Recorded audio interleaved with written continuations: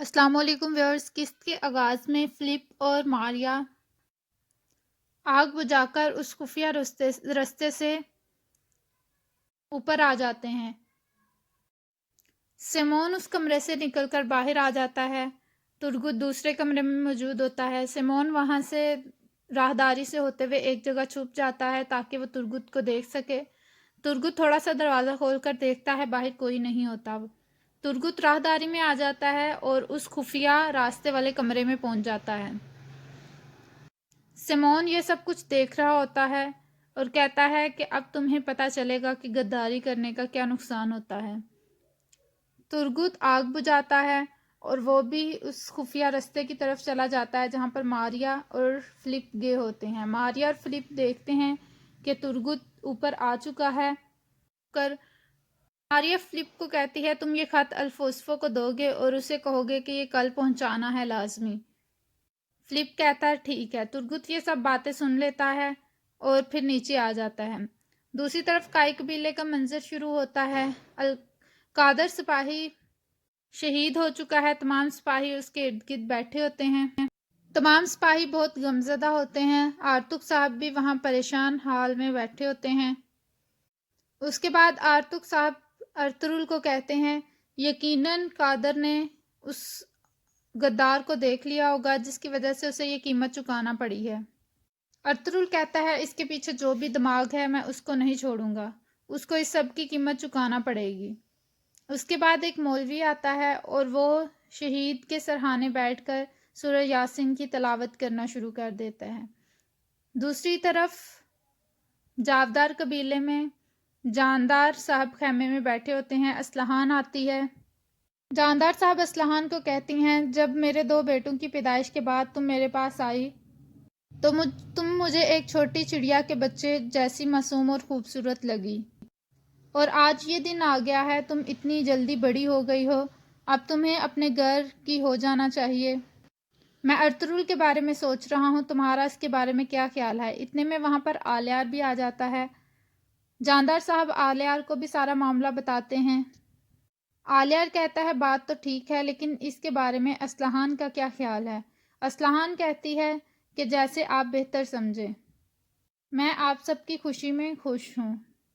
جاندار صاحب کہتے ہیں اگر ارطغرل مان جاتا ہے تو یہ ہمارے قبیلے کے لیے بہت بڑی خوشحالی کا وقت ہے۔ دوسری طرف ہانلی بازار میں ماریا سرائے میں موجود ہوتی ہے۔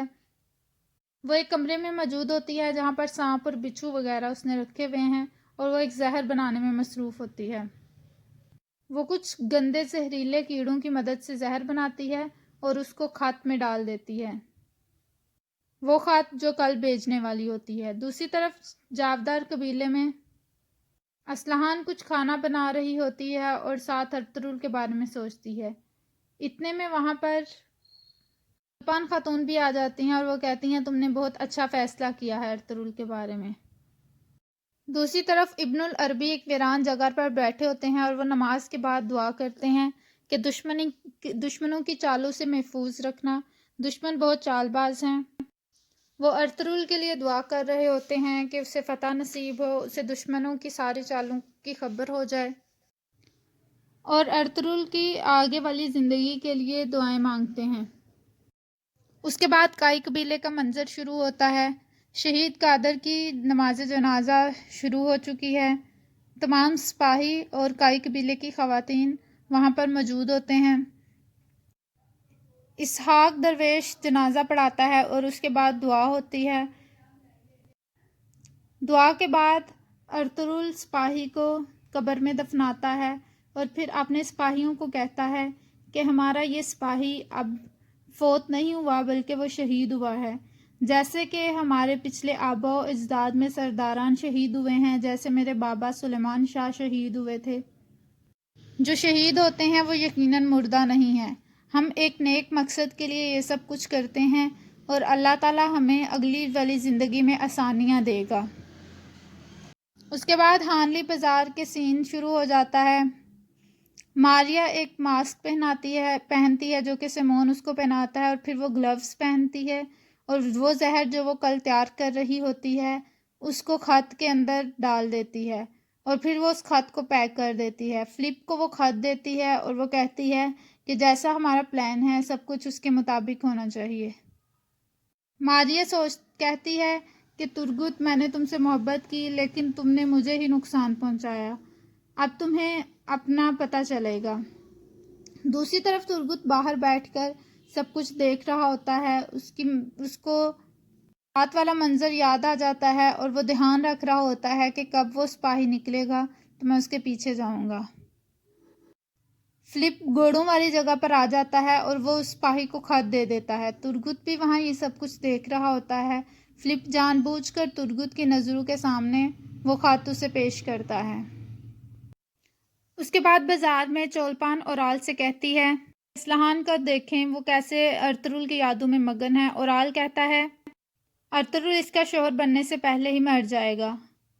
اس کے بعد ترگت اس آدمی کے پیچھے جاتا ہے جو خط لے کر جا رہا ہوتا ہے۔ راستے میں ترگت اس کو روک لیتا ہے اور اس کو کہتا ہے تم کہاں جا رہے ہو؟ وہ کہتا ہے میں خط دینے جا رہا ہوں۔ ترگت کہتا ہے مجھے سیمون نے کہا ہے کہ یہ خط تم لے کر جاؤ گے۔ وہ نہیں دیتا، ترگت اس کو مار دیتا ہے اور وہ یہ والا خط پکڑ لیتا ہے اور وہ خط کائی قبیلے کی طرف لے کر روانہ ہو جاتا ہے۔ کائی قبیلے میں ارطغرل، دندار اور باقی سپاہی ٹریننگ والی جگہ پر موجود ہوتے ہیں۔ ارطغرل ان کو سارا پلان بتا رہا ہوتا ہے کہ ہانلی بازار کے اتنے دروازے ہیں، وہاں پر اتنے سپاہی تعینات ہوں گے۔ بمسی کہتا ہے وہ سب مرنے سے پہلے ہوں گے، مرنے کے بعد تو ہم ان میں تعداد میں زیادہ ہو جائیں گے۔ ارطغرل بھائی آپ کے لیے ہماری جانیں بھی قربان ہیں۔ ارطغرل کہتا ہے ہمیں سب کچھ دیکھ بھال کر چلنا ہوگا، میں نہیں چاہتا کہ میرے سپاہی شہید ہوں۔ ارطغرل ان کو اپنا سارا پلان بتاتا ہے۔ سپاہی کہتے ہیں جی ہم تیار ہیں۔ اس کے بعد سپاہی ارطغرل کے نعرے لگانا شروع کر دیتے ہیں۔ وہاں پر گندوز آ جاتا ہے۔ بمسی کہتا ہے انشاءاللہ گندوز کی تلوار کے نیچے بھی اللہ تعالی ہمیں لڑنا نصیب کرے گا۔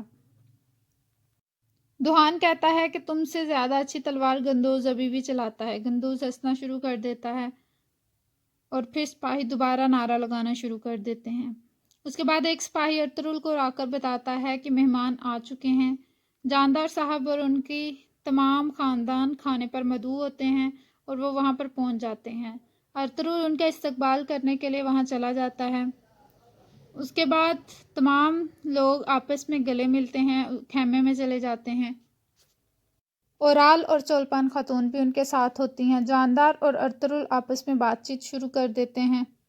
جاندار صاحب کہتے ہیں کہ آپ نے اس عورت سے اگلوا لیا ہے۔ ارطغرل کہتے ہیں وہ عورت بے گناہ تھی، میں نے اس کو چھوڑ دیا ہے۔ اس کے بعد عبدالرحمن کان میں آ کر بتاتا ہے کہ حاجت اوران آپ سے ملنا چاہتا ہے۔ ارطغرل کہتا ہے اسے آرتک صاحب سے ملواؤ۔ جاندار صاحب کہتے ہیں کہ ہم ایک خاندان کی طرح ہیں، یہاں پر بہت سے ہمارے دشمن ہیں جو کہ چالیں چل رہے ہیں۔ ارطغرل کہتا ہے ہم تمام دشمنوں کی چالوں کو ختم کر دیں گے۔ اورال سعادتین کوپیک کی وجہ سے ارطغرل کے ساتھ ٹھیک طرح سے بات چیت کر رہا ہوتا ہے۔ دوسری طرف آرتک صاحب اپنے خیمے میں موجود ہوتے ہیں۔ حاجت اوران ان کے پاس آتا ہے اور وہ بتاتا ہے کہ میں نے سونے کے سکے تلاش کر لیے ہیں، مجھے کان کا پتہ چل گیا ہے۔ آرتک صاحب کہتے ہیں کہ ارطغرل یہ سب کچھ دیکھ کر بہت خوش ہوں گے۔ حاجت اوران کہتا ہے میری زندگی کا اب یہی مقصد ہے کہ میرے سردار میرے سے راضی رہیں۔ دوسری طرف ہانلی بازار کا سین شروع ہوتا ہے۔ سیمون ماریہ کے پاس آتا ہے اور اسے کہتا ہے کہ مجھے معاف کر دو ماریہ، میں نے تمہیں سخت الفاظ کہہ دیے۔ ماریہ کہتی ہے کہ میں جو کچھ بھی کر رہی ہوں آپ کے لیے اور اپنے مذہب کے لیے کر رہی ہوں۔ سیمون کہتا ہے میری پیاری بہن، اور اس کے بعد ترگت قبیلے میں پہنچ جاتا ہے۔ وہ سپاہیوں کے ساتھ گلے ملتا ہے اور عبدالرحمن کو بتاتا ہے کہ ارطغرل بھائی کو بتائیں کہ میں قبیلے آ چکا ہوں۔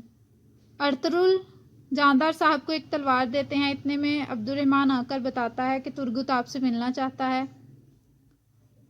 ارطغرل ترگت سے ملنے خیمے میں چلے جاتے ہیں۔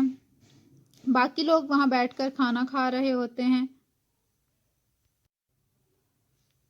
اس کے بعد عبدالرحمن ارطغرل سے ملتا ہے اور ان کو بتاتا ہے کہ میں ایک خط لے کر آیا ہوں آپ کے لیے جو وہ کونیا لے کر جا رہے تھے۔ ارطغرل وہ خط کھولتا ہے اور اس کو پڑھتا ہے اور اس کے بعد دوسری طرف خیمے سے باہر آ جاتا ہے اور کھانا کھانے والوں کے ساتھ شامل ہو جاتا ہے۔ تھوڑی دیر میں زہر کا اثر ہونا شروع ہو جاتا ہے۔ ارطغرل کھڑا ہو جاتا ہے، اس کی آنکھوں سے خون نکلنا شروع ہو جاتا ہے۔